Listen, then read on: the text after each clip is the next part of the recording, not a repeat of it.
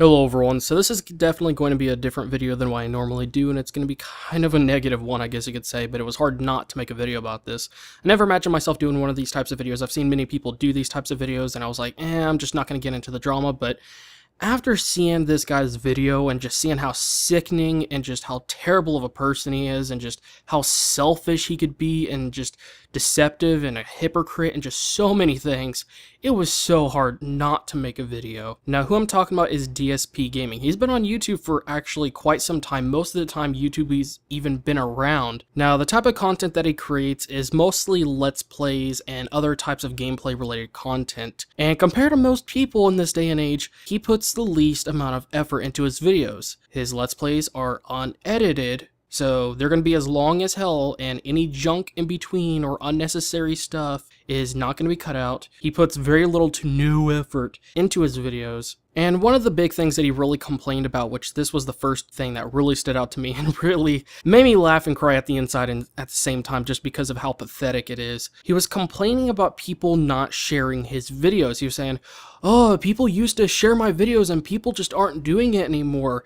And he complained in such a way he made it sound as if everybody owes it to him and like they have to share his videos, when the reality is they don't. They don't have to do jack crap. And when it comes to sharing videos, people have certain standards and different reasons as to why they share videos. For example, a tutorial. If they watch a video that is actually very informative and useful, then they will think it'll be really good to share it with their friends so then they could benefit as well. And also, most people don't want to share a crappy, and I mean really crappy quality video, or one that's just dull and boring and there's no point to really watch it, or it's a waste of time, or there are just certain things that they just simply may not like about the video and they don't want to put their friends through that. Nobody wants to share bad videos with their friends. People only share videos that they find to actually be worth sharing. They need to hold certain standards and quality and other things. Now, if you ask people to share your video, it's not a really big problem. And most people share the video if they enjoyed the video enough and they find it to actually be worth sharing. But if they didn't enjoy it enough, or if it's just that terrible quality or something, then they're unlikely to actually share the video. So the fact that he's not even asking his viewer base or his audience exactly why they aren't sharing his videos anymore really just bugs me, because if you seriously want people to share your videos, then you should at least care why they're not right now. You should be willing to just ask them why they aren't doing that. Ask them to give you some constructive feedback, so then that way, for in case maybe there's something about your videos that has changed too much, or maybe there's something that you just simply have never changed. Maybe there's something they just simply do not like or get annoyed by. That's how you learn, that's how you adapt, that's how you make improvements. If there's something wrong with your videos or that they don't like about it, or if there's a reason why they don't enjoy them, then you need to ask them that. And if you're not willing to change, then eventually you're just going to hit a brick wall just like everybody else. Now, the other thing, which this is something that he didn't really describe very much, but in the way he said it, it sounded kind of stupid, and that I was complaining how people aren't collaborating with him. Now, first off, from the way your attitude is as a person, I cannot imagine most people really even wanting to collaborate with you. And the thing is about collaborations, people don't have to collaborate with you, and you need to give them a reason to. Yes, you may have a lot of subscribers, yes, you may have big numbers, but that doesn't mean very much. When it comes to collaborations, most people go into one of these two categories. One, they look for someone that purely has a similar number of subscribers, viewers, and at least makes the same genre of content, even if it's different. Whether it's gaming news through recording with a camera, or green screen effects, or through commentary. Some people look mostly at the numbers and making sure that they make the same type of content, at least, genre-wise. But most people that have successful collaborations, they look for someone and might have a similar perspective on things and probably make similar content. And also, you need to look for, the user base. Are the people that are subscribed to my channel likely to subscribe to this guy's channel? And I'm sure most of the people, whether they approach you or you approach them, are probably going to think to themselves, I do not think that people are going to want to subscribe to this guy that are subscribed to me. And again, you have to give people reasons why. You can't just expect people to say yes. You may have big numbers, but that really doesn't mean anything. It's not the most important thing in the world when it comes to that type of stuff. And this is the one that I found to be the absolutely most pathetic thing that he complained about, and it was just so stupid in the fact that he said it. And that was how he was talking about how he had to do 2 hours of voice acting, and he made it sound like it was one of the hardest things in the world, and it was such hard work. And here's the other thing, and pardon the language that I'm about to say here. This is getting serious. One of the most common things that he says many times throughout the entire videos is he talks about how he's always busting his ass to do this, busting his ass to do that, when in reality, he doesn't bust his ass. He creates the easiest type of content on YouTube. The easiest. I don't care what anybody says.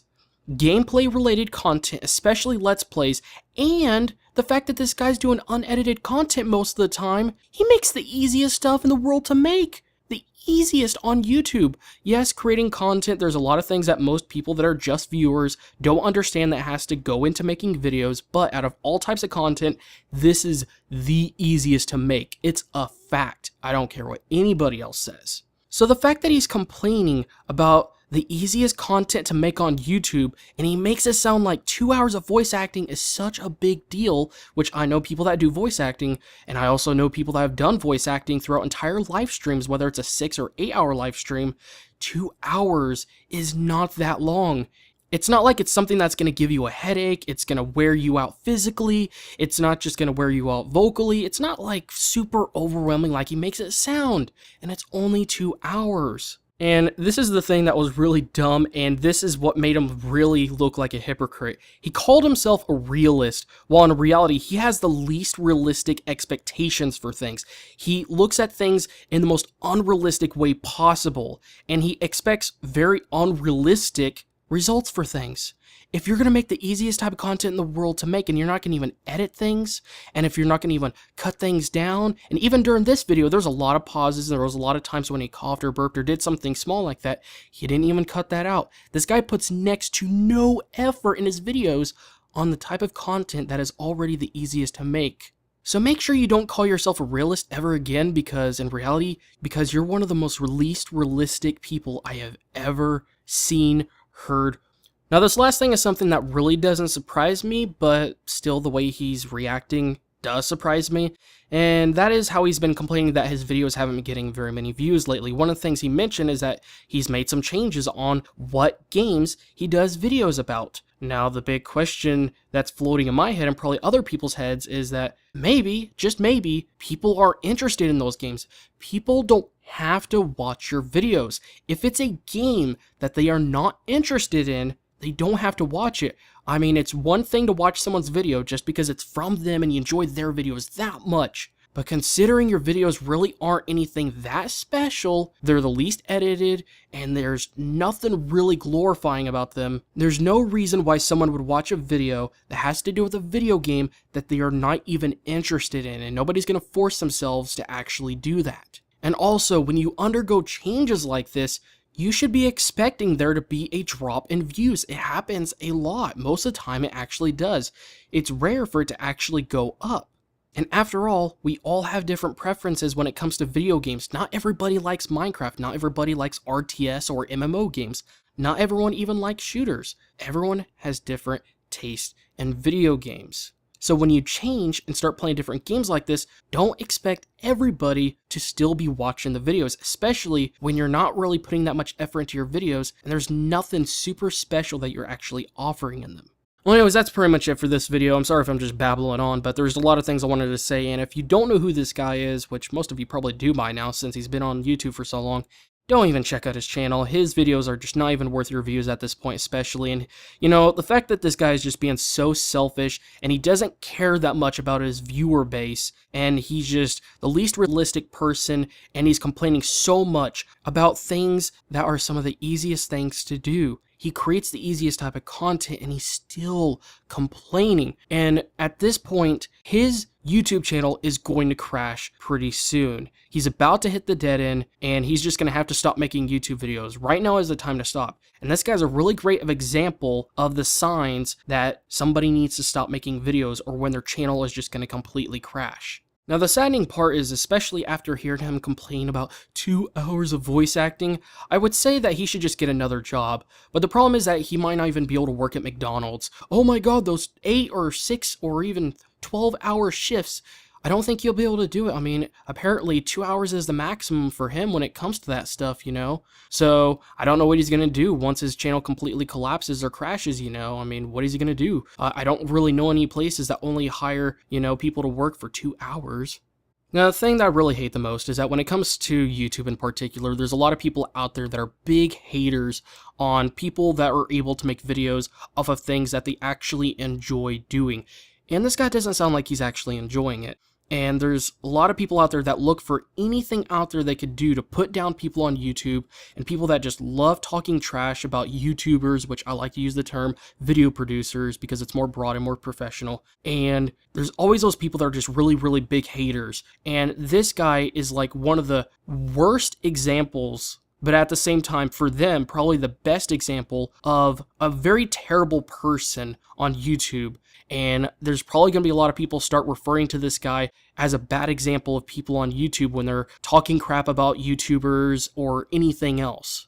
Maybe at some point he did have some passion. Maybe he actually was respectful to people and actually cared about them and their thoughts on things and were actually willing to ask for constructive feedback and had very realistic expectations for results. Then maybe, just maybe, he wouldn't have been in this shithole that he's literally dug up for himself.